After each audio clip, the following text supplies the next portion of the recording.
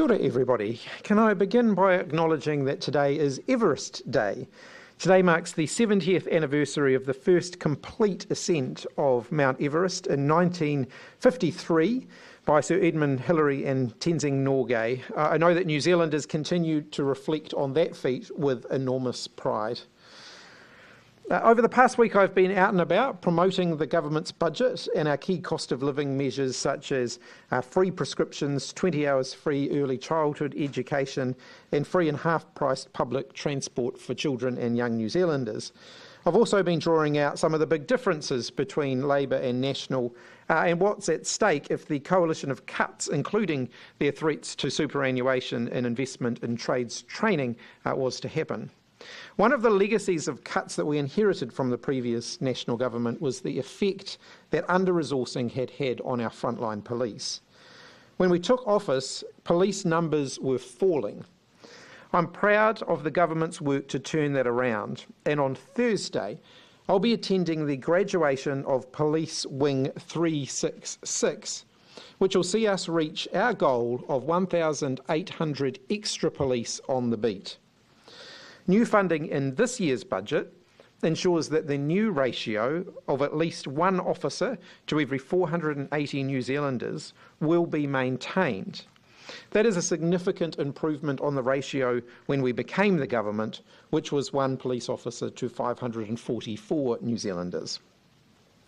In addition to more police on the front line, we're directly partnering with small businesses to make them safer. Today I can announce that we're extending the fog cannon subsidy scheme with an additional $11 million in funding.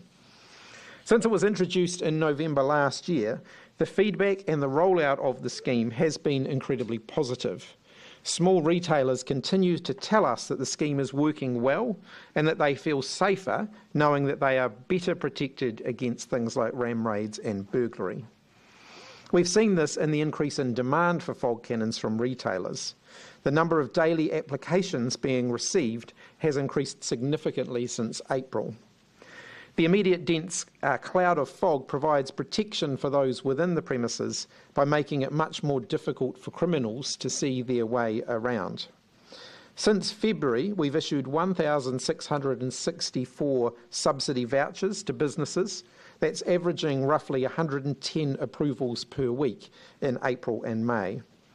Around 1,000 of those fog cannons have either already been installed or are booked to be installed. The majority of those installations have been in Auckland. Most retail outlets that have taken up the subsidy are dairies and bottle stores, but there have also been installations in vape shops, jewellers, service stations and pharmacies. For many small retailers, I know that they can't always afford the upfront cost of something like a fog cannon, and that's particularly true for those who are renting premises, so I know that this scheme makes a difference for them.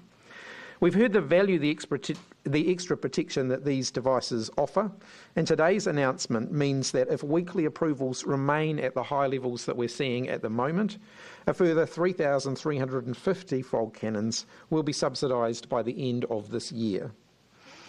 The retail crime spike that we have been experiencing is utterly unacceptable. Those business owners and their employees experiencing the spike firsthand should not have to be fearful when they go to work.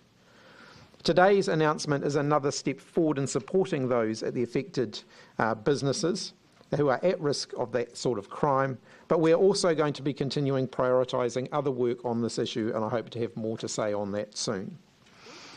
To the week ahead, on Tuesday and Wednesday I'll be here in Wellington and attending parliamentary question time. On Wednesday morning I will be attending the investiture ceremony that's being held at Government House for Sir Ashley Bloomfield for his services to public health. I'll be at the police graduation ceremony on Thursday, welcoming those further new recruits and acknowledging the 1,800 additional police milestone. On Friday, I will be in Dunedin doing a number of post-budget visits with a particular focus on the investment that we're making in the gaming industry. Open for questions.